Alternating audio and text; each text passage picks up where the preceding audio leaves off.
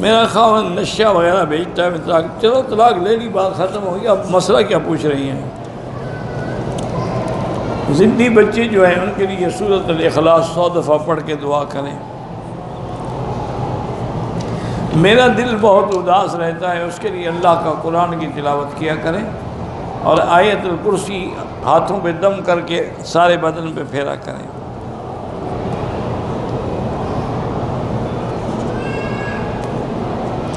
بعض لوگ کہتے ہیں کہ جو بھی کام کرنا ہو بدھ کے دن اور سوموار کے دن شروع کرنا ہے، تو باقی دن تم نے بنائے ہیں، دن سارے اللہ کے ہیں۔ پھر ایسے لوگ گھڑتے رہتے ہیں۔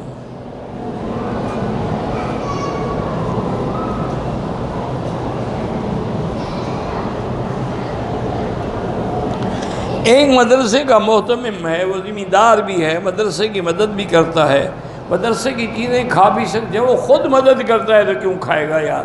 عقل کی بات کرو، اس کو پھر کیا ضرورت ہے کھانے کی؟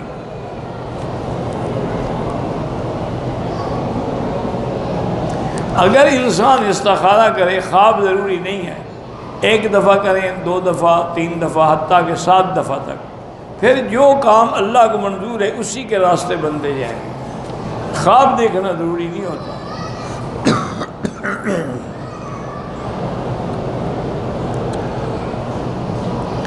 ہم فیملی نے باہر جانا ہے، کچھ رکاوٹ ہے، تو حسبنا اللہ و نعم الوکیل سب پڑھا کریں۔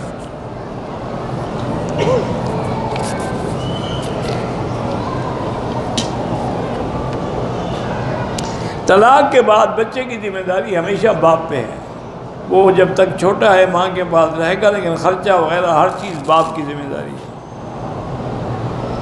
نماز پڑھتے وقت عورت پاؤں ننگے رکھ سکتی ہے، اگر جراب نہ پہنے تب بھی نماز جائز ہے۔ 2 سال کے بچے کو بس ساتھ اٹھا لیں، جب اپنی نیت کریں اس کی طرف سے بھی کر لیں، آپ طواف کریں وہ بھی کرتا رہے گا، اور باقی اس پر کوئی حکم نہیں۔ میری ماں کو گھٹنوں کی تکلیف ہے، 4 پائی پہ بیٹھ کے نماز پڑھ سکتی ہے۔ میرا بھائی مدینہ منورہ میں ہے، 1 مہینے سے بخار ہے، اللہ شفا عطا فرمائے۔ اللہ کے ہاتھ میں، مدینہ تو شفا ہے، مدینہ کی مٹی بھی شفا ہے، مدینہ کی کھجور اجوا بھی شفا ہے۔ مشترکہ خاندانی نظام میں رہنے کی شرعی حیثیت یہی ہے کہ بہت اچھا ہے، کیونکہ ایک دوسرے پر نظر ہوتی ہے، ایک دوسرے کے ساتھ حفاظت ہوتی ہے، ایک دوسرے کی مدد ہوتی ہے۔ آدمی اکیلا ہو تو کیا کرے گا؟ بیوی اپنا مال جو ہے وہ شوہر کو بتائے، بجائے وہاں وہ اس کا اپنا مال ہے، بتانے کی ضرورت ہی نہیں اس کو۔ دریائے فرات جو ہے وہ عراق میں ہے۔ فرض نماز میں رکوع سے کھڑے ہونے کے بعد سبحانک اللہم و بحمدک سمع اللہ لمن حمدہ ربنا لک الحمد حمدا کثیرا طیبا مبارکا کما یحب ربنا ویرضی، یہ پڑھا کریں۔ کہتے ہیں آج کل کچھ نئے لوگ ہیں جس کی وجہ سے لوگ ننگے سر نماز پڑھتے ہیں، کونیاں پاؤں کے درمیان گز بھر کا فاصلہ رکھتے، اللہ ہدایت دے، لڑائی کی کیا ضرورت ہے؟ بس ان کا اپنا دماغ ہے۔ حضور پاک نے ساری زندگی پگڑی مبارک اور ٹوپی مبارک کے ساتھ نماز، کبھی سر ننگا نماز نہیں پڑھی۔ ایک ہے کپڑا نہ ہو پھر تو ہو جاتی ہے نماز۔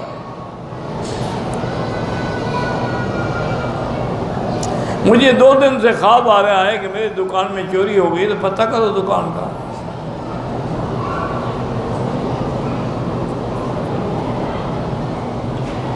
میں شرعی پردہ کرتی ہوں، تو ٹیلی ویژن پر مرد بھی ہوتے ہو، نہ دیکھا کرو ٹیلی ویژن۔ بہنوئی ہے یا نندوئی ہے، اس سے سلام کرنا بالکل ضرورت نہیں ہے، پردے میں بیٹھ کے سلام کر سکتی ہیں، خیریت پوچھ سکتی ہیں۔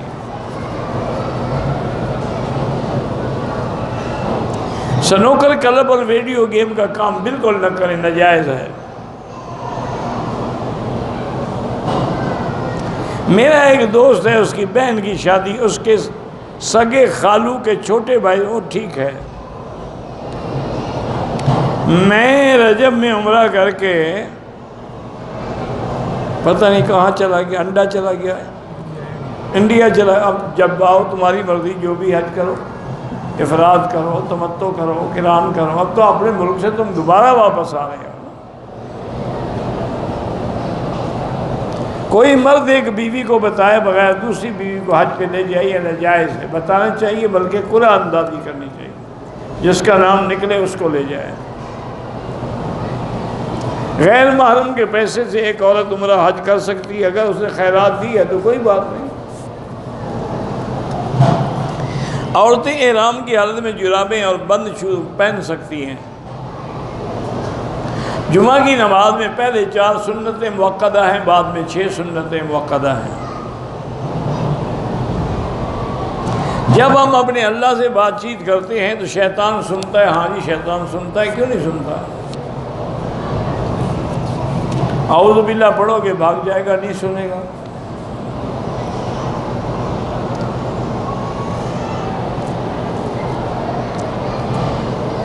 آپ نے میری اہلیہ کا افسوس کیا، اللہ آپ کی جزائے خیر دے، اور میری دوسری شادی کے لیے بھی دعا کی، اللہ آپ کی جزائے خیر دے۔ 7 چکر کا ایک طواف ہوتا ہے، وہ طواف نفلی ہو، عمرے کا ہو، حج کا ہو، 7 چکر کا ایک طواف ہوتا ہے۔ نفل حاجت یا نفل طواف کسی وقت بھی، ہاں عصر کے بعد نہ پڑھیں، باقی ہر وقت پڑھ سکتے ہیں۔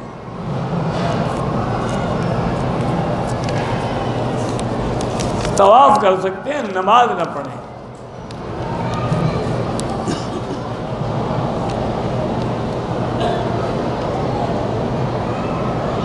بہرحال طواف کرتے ہوئے منی کے قطرے تو نہیں آتی، یہ مزی ہوتی ہے، لیکن اس کے لیے بھی وضو کرنا ضروری ہے، اس کے بغیر نماز نہیں ہوگی، نہ طواف بھی نہیں ہوگا۔ نہ پکڑیں آپ بیوی کا ہاتھ اگر آپ اتنے کمزور ہیں۔ رونا نہیں آتا، درود شریف پڑھیں اور استغفار پڑھیں۔ میری بیٹی ہیں، وہ بھی اللہ کی نعمت ہے، اللہ سے بیٹا بھی مانگتے رہیں، رب لا تذرنی فردا وانت خیر الوارثین۔ میرے سالے کی اولاد، اللہ ان کو بھی صاحب اولاد کرے، اور جن کی بھی اولاد نہیں، اللہ سب کو اولاد صالح عطا فرمائے۔ اگر ہمارے کمرے سے مسجد 10 منٹ کے فاصلے پر ہے، خوف کی وجہ سے مسجد نہیں جا سکتے، تو مجبور ہے پھر کمرے میں جماعت کریں۔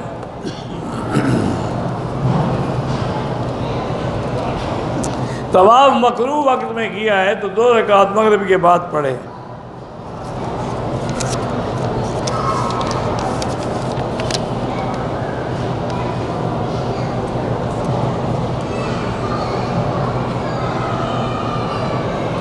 بکری بچہ دیتی ہے تو اس کو ہم رکھ سکتے ہیں واڑے میں، نسل کے لیے بالکل رکھ سکتے ہیں، ان کے لیے ماں بہن کا کوئی حکم نہیں ہوتا، یہ انسانوں کے لیے حکم ہے۔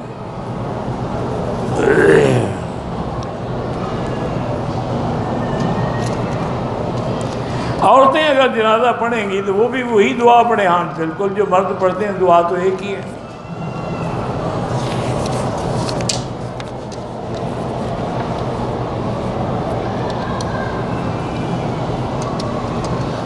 جب آپ نے اپنی بیٹی، اپنی فیملی کو بلانا ہے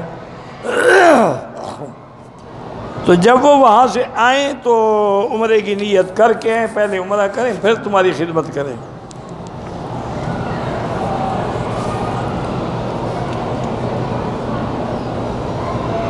میں مدینے سے جدے آیا، پھر اس کے بعد جدے سے روانہ، پھر دم نہیں ہے۔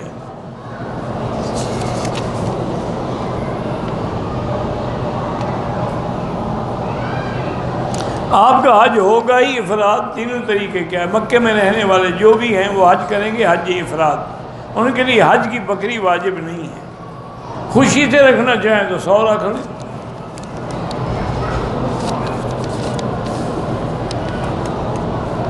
نماز کے بعد سجدے میں نہیں، نماز کے بعد سجدے میں جا کے دعا کرنے کا کوئی حکم نہیں۔ پینٹ شرٹ پہننا گناہ تو نہیں ہے، لیکن اسلامی لباس بھی نہیں ہے، نماز تو ہو جاتی ہے۔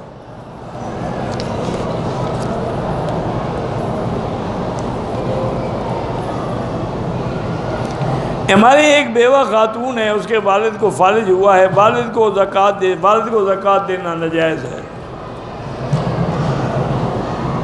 اگر گھر میں کوئی بندہ فوت ہو جائے تو 3 دن تعزیت ہوتی ہے۔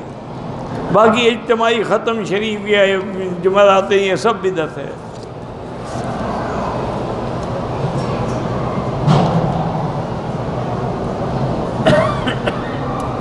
کہتے ہیں کہ ہمارے لوگ جب مرتے ہیں تو کل خانی میں لوگ مرے ہوئے آدمی کے کپڑے، جوتے، پگڑی، کھانے پینے کا سامان ختم شریف پڑھوانے کے لیے رکھتے ہیں تاکہ مولوی کو ملے گا تو اس کے نصیب میں یہی جوتے تو ہیں، اور کیا ہے، بالکل بدعت ہے۔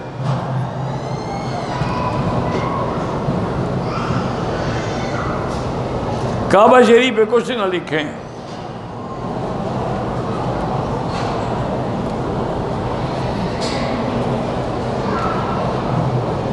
مسلمانوں کا دیوال ان کے اپنے اعمال کی وجہ سے ہے، جب ہمارے اعمال برباد ہو جائیں گے تو پھر دیوال آئے گا۔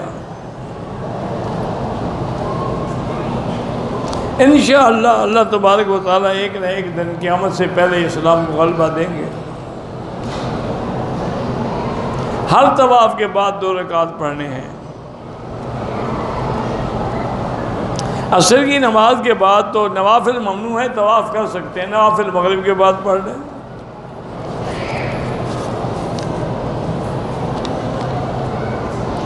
10 آدمی آئے مکے میں، 4 آدمی کام کی نیت سے آئے، 6 آدمی عمرے کی نیت سے آئے ہیں۔ راستے میں گاڑی والے نے تفتیش کی وجہ سے احرام نہیں باندھنے دیا کہ دم پڑے گا، جو عمرے کی نیت سے آئے ہیں وہ فوراً طائف جا کے عمرہ کر لیں، ورنہ دم پڑے گا۔ 10 دن ہو گئے مدینہ میں، یہاں آیا ہوں، عمرہ ادا کیا ہے، میرا ارادہ حج کا ہے، میں احرام یہاں مکے سے بالکل آپ مکے سے احرام باندھیں گے، لیکن اب آپ چونکہ عمرہ کر چکے ہیں تو اس لیے آپ کا حج تمتع ہوگا، قربانی والا ہوگا۔ سجدہ سہو جو ہے اس کے بعد بالکل سلام پھیریں گے دونوں طرف۔ عورت اگر منہ پر وہ میکس لگا کے طواف کرے جائز ہے۔ جو دم پڑ جاتا ہے اس کا بکرا بھی اسی طرح ہو جیسے قربانی کا ہوتا ہے۔ قبلے کی طرف بھی منہ کر کے دعا ہو سکتی ہے اور پشت کر کے بھی ہو سکتی ہے۔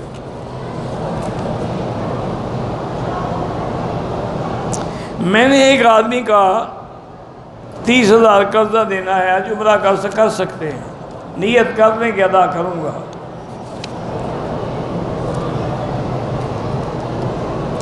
میں دوسرا حج کرنا چاہتا ہوں، اگر آپ مکے میں رہتے ہیں تو افراد ہے، آپ کو بکری نہیں دینی ہوگی۔ میں نے عمرے کے لیے جب طواف کیا مجھے شک ہے کہ 6 چکر ہوئے یا 7 ہوئے، صفا مروہ میں سعی کیا، اب اسی شک کو چھوڑ دیں، اگر 6 بھی تھے تب بھی ہو گیا۔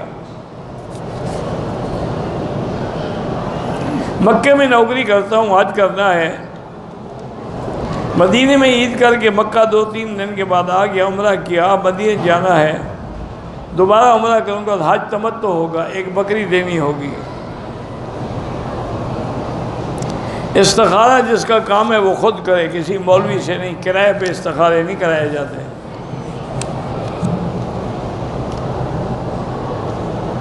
مکے میں ہوٹل سے احرام باندھ کے عمرہ کر سکتے ہیں، یہ ہوٹل والا عمرہ ابھی 14ویں صدی میں سنا ہے، ہم نے پہلے تو نہیں تھا۔ عمرہ جب بھی کرنا ہو حد حرم سے باہر جائیں، مسجد عائشہ جائیں یا جیرانہ جائیں۔ یہ جو ہوٹل سے احرام ہے وہ حج کا ہوتا ہے۔ اہل مکہ من مکہ جو حدیث ہے اس کا تعلق حج سے ہے، عمرے سے نہیں ہے۔ اگر حرم سے عمرہ جائز ہوتا، حضرت بی بی عائشہ کو باہر کیوں بھیجتے؟ حرم میں تو موجود تھی۔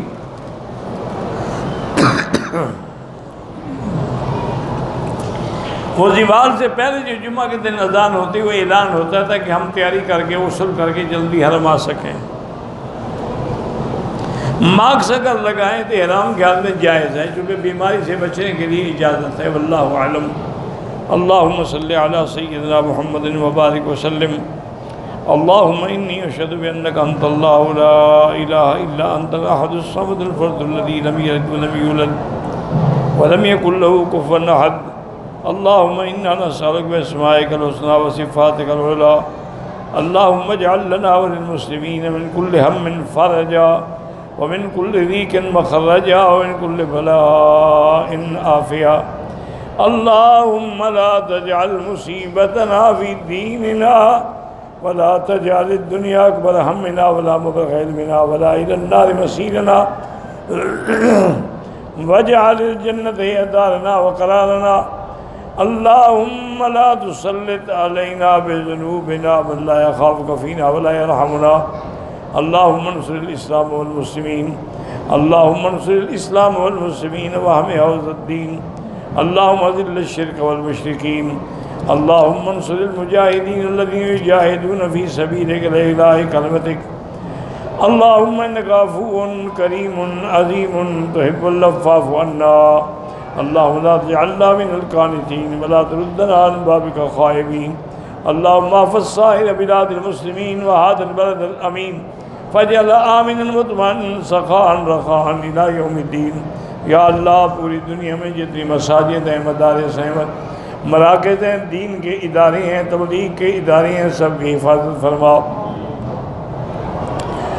یا اللہ علماء حق جس ملک میں بھی ہیں ان کی جان مال کی حفاظت فرما. یا اللہ مسلمان کشمیر میں ہیں، فلسطین میں ہیں، حلب میں ہیں، شام میں ہیں، عرب میں ہیں، عجب میں ہیں، ہند میں ہیں، افغان میں ہیں، ان کی جان مال آبرو عزت کی حفاظت فرما. ربنا تقبل منا انک انت السمیع العلیم.